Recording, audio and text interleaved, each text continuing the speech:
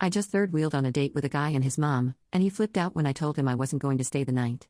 Last night I, 26 female, went on a first date with a new guy, 28 male, I'm talking to. I have known him for a couple of months, but we haven't started talking until recently. Last week he asked me if I wanted to go to a hockey game with him and his mom, and it actually sounded fun to me. I have never been to a hockey game and I didn't really mind that his mom was going because he had those plans with her first anyways and invited me to tag along. His house is a 2-hour drive from mine and he lives close to the hockey arena. The plan was for me to stay at his place afterwards so I wouldn't have to make a late 2-hour drive back home. I assumed that when he invited me to a hockey game with him and his mom that we would be sitting together. But I assumed that wrong. After I arrived, he said that his friend and his friend's girlfriend were coming too. He said he had a set of 2 seats together and a set of 3 seats together. The 2 seats were a little closer to the court, so he said he wanted his mom to sit with him in the 2 seats first, and that I would sit with his friend and friend's girlfriend in the 3 seats. Keep in mind, I did not know his friend or his friend's girlfriend. I just met them last night. There are 3 periods in the game, so he wanted his mom to sit with him for the first period of the game and I would sit with his friend and friend's girlfriend. Then we would switch and I would sit with him and his mom would sit with his friends for the second period. And for the third period we would switch again. He had bought the 3 seats together first for him, his mom and myself. When someone offered those 2 seats closer to the court, he bought those too, and then invited his friend and friend's girlfriend to come so I would have someone to sit with. After the first period, he changed the plans and him and his mom came to sit with me in the 3 seats and his friend and friend's girlfriend went to the 2 seats. I believe his friend said something to him about it because his friend also thought it was strange to make me sit with them when we could all 3 sit together and they could go to the other seats. I'm glad this change happened because I felt like it was just weird to have me and his mom switch places like that, and the 3 seats together were really good anyways. They were lower level and we could see the entire rink. Let's backtrack a little bit. During the first period, my mom who was keeping my dog texted me. Anyone that knows me knows my dog is my absolute baby. He is 12 years old and has been with me through so much. I love him so much and will drop anything to take care of him. I have even called out sick from work before when my dog was sick so that I could stay home and care for him. He has degenerative disc disease, which is a problem in his spine. The discs in his spine can get inflamed and cause him immense pain where he is not able to walk at all. So, when my mom told me that my dog was having a flare-up and was not doing well, I immediately knew that I would need to go get him from my mom and take care of him after the hockey game. While my mom is a great caregiver for my dog, I would feel much better being home with him and caring for him myself. He has ended up in the animal hospital for multiple days before because of his condition, and I didn't want that to happen again. So, I told my date after the first period that I would probably have to go home tonight and take care of my dog instead of staying. I explained to him what was going on. He immediately seemed annoyed, saying it's just a dog and that the dog will be fine and you better stay the night with me. And whoa, I immediately felt icky with that response. I could forgive the feelings towards my dog being just a dog, because I am aware that people who aren't dog parents may not understand the love that we have for our pets. They are family. But his statement saying I better stay with him really didn't sit well with me. After the game we took an Uber back to his house. He started arguing with me about me wanting to leave to take care of my dog. He raised his voice at me as well, saying if your dog is that important then just go. Get out. You're wasting time just sitting here. He also said, you could at least give me a back rub before you leave. I was utterly stunned at the words coming out of his mouth. I gathered my things and walked out of his bedroom, closing the door behind me. A moment later he came out of his room and rushed downstairs to lock the door behind me. He was still raising his voice and fussing at me saying I was full of bull crap. I walked myself to my car which was across the parking lot in his townhome complex. I got in my car shocked at what had just went down and started driving away. A few minutes after driving he called me and started fussing again.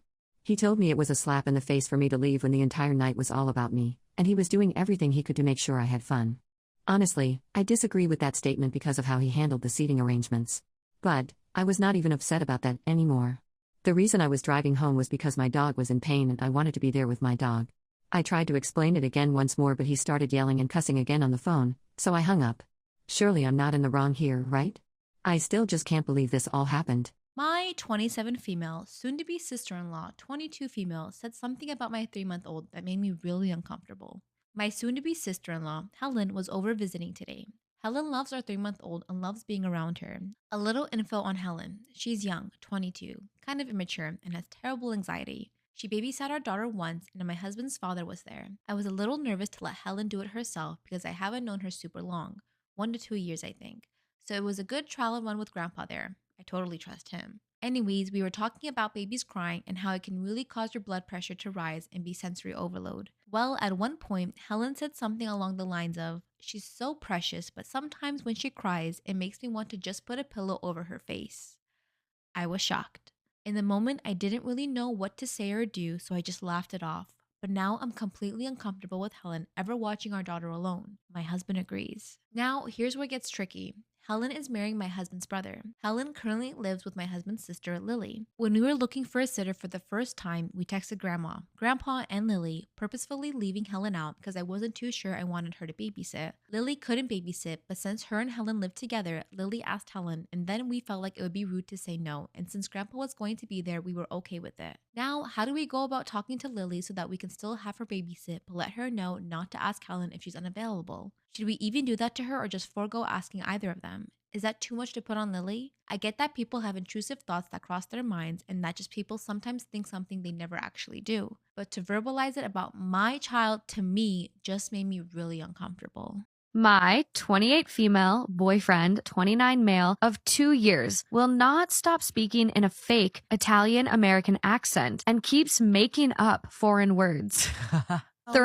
It's just ridiculous. Throw away because he uses Reddit and also because this is kind of embarrassing. Okay, to preface this, I love my boyfriend and he is a super sweet, nice, smart guy that I feel lucky to have. But his behavior lately is freaking me out and makes me worried for the future. My boyfriend loves movies, especially mob movies. He has all of the Sopranos DVDs at his place and I'm pretty sure he still watches them that way. That's fine. Obviously, you can watch and enjoy whatever you want. But last week he saw The Irishman with some friends, and since then he will not stop talking in like a fake stereotypical mobster accent.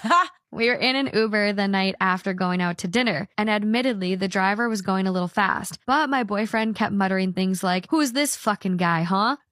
Dale Earnhardt Jr. over here, and shooting ho as we took corners. He's committed to the plot. No, he's gone. He would not shut up and even gave the driver a 1-star review saying it was about respect. No, you're lying. Everyone has their quirks. I get it. And they can be what makes someone special.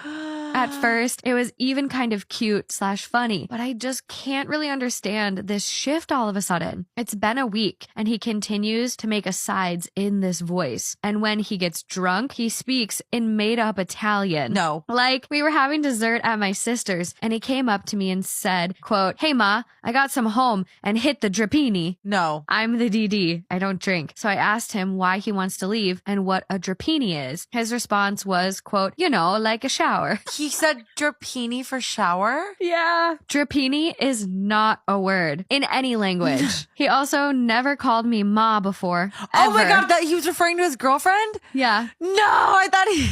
And now he does it almost all the time. I feel crazy. Like, is this going to be a permanent feature of his personality now? Oh my God. I know this sounds incredibly stupid compared to some of the other stories on here, but I'm really nervous about what this means about his personality/mental health. Oh my God. He really is a sweet, loving guy with a wonderful family, and we have a lot in common. But just like, I don't even know how to begin to approach this. I want to tell him off and be like, "Why do you keep doing this voice? Can you please stop?" We don't live together, so thankfully it's not a constant thing. But like, what if we did and it was? Is this the kind of thing you just deal with when it's someone you love? Question mark. No.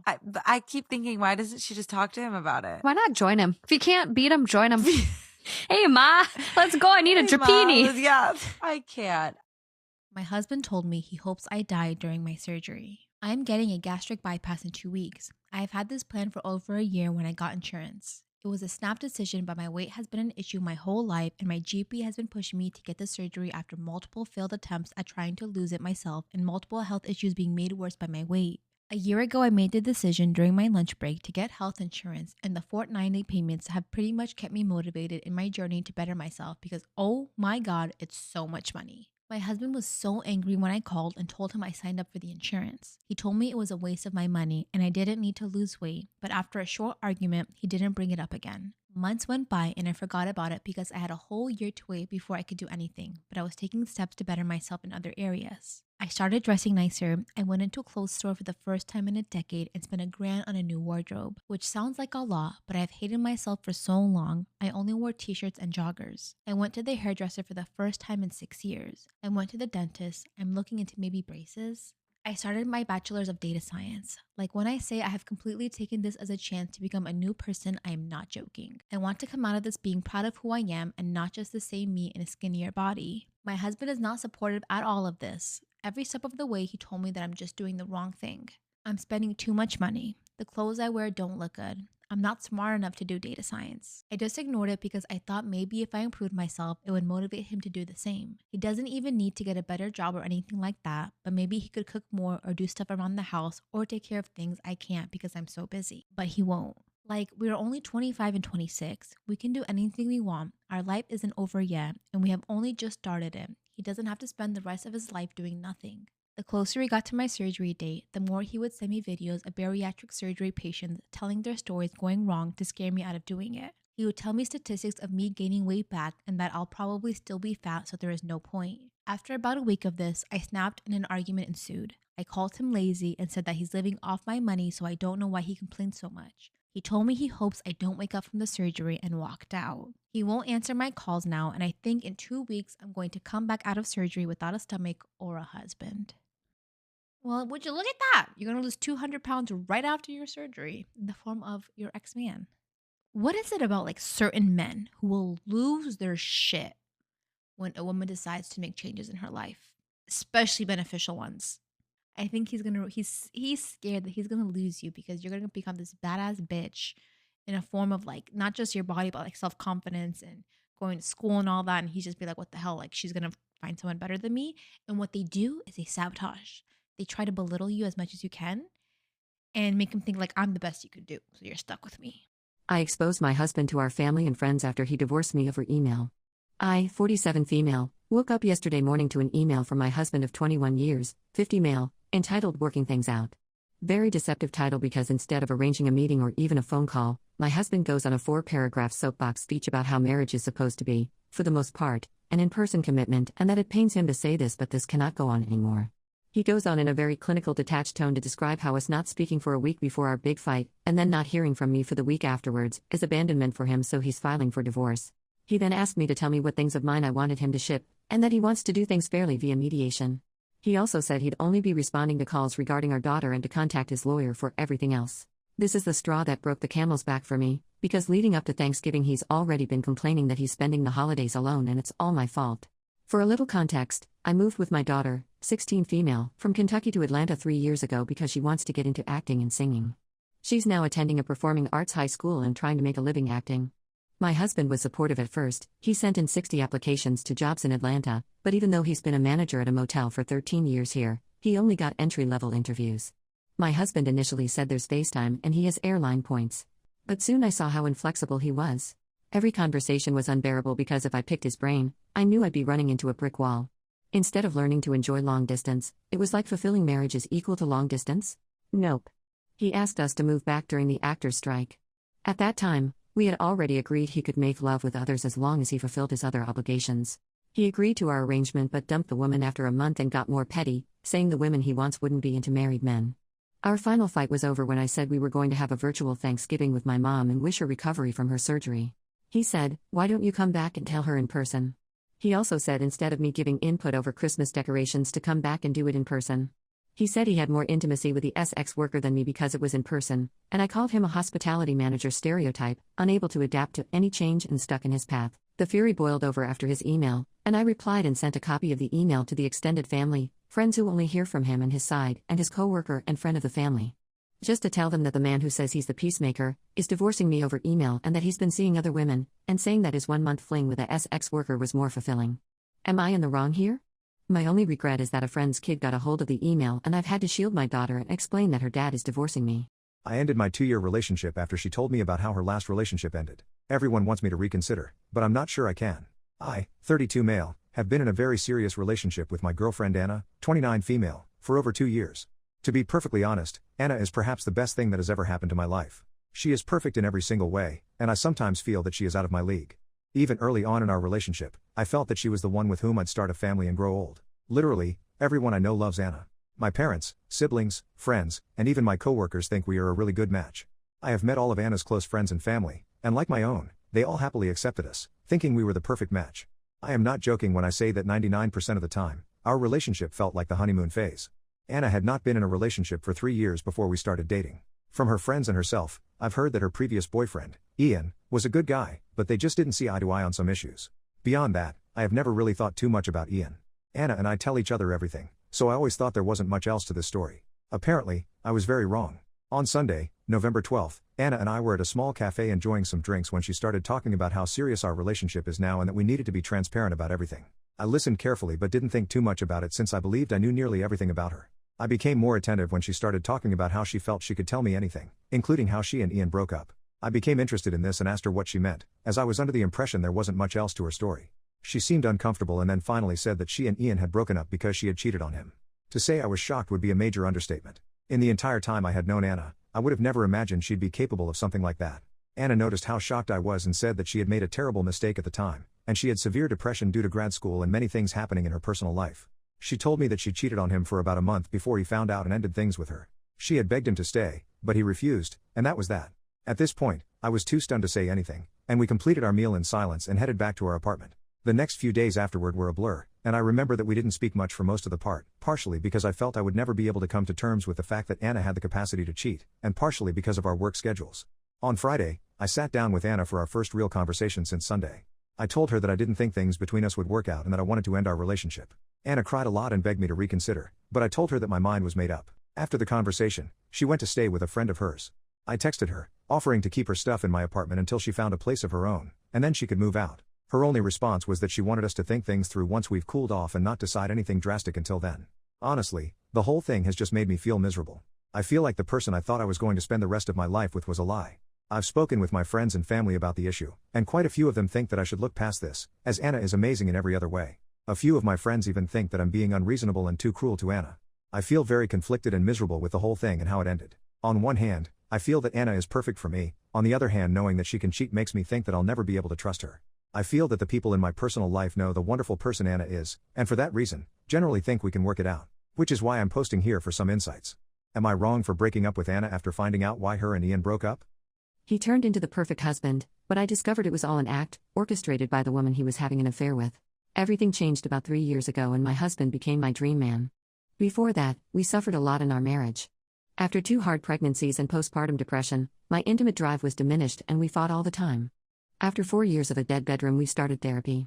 I thought that was where the improvement came from. My husband started paying attention to me. In the beginning, I was panicking because whenever he paid attention to me before, he expected lovemaking, but now it felt like he was seeing me as a human being for the first time. He was attentive and caring. Emphatic. He touched and cuddled and kissed me out of the blue, without wanting to make love in return. He started helping around the house, bringing me flowers, take-out dinners when I work late, and planning date nights. Anniversaries, birthdays and holidays are planned perfectly and I started getting the most beautiful and thoughtful gifts. When we fought, he would come back the next day and admit his wrongs, if he was the one in the wrong, which is something he's never done before. He would apologize too, when back in the days, him apologizing would be a huge blow to his ego.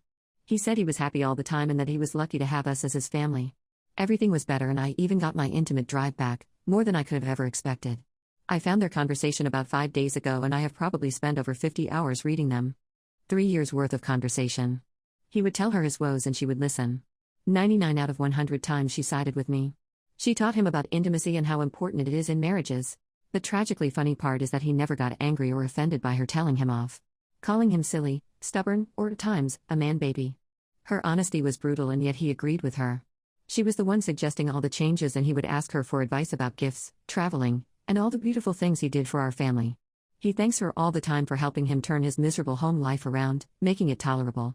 With all these texts, there were the texts between them that are about them, like nobody else existed around them. The flirting, intimate talk and pictures. The longing to see each other.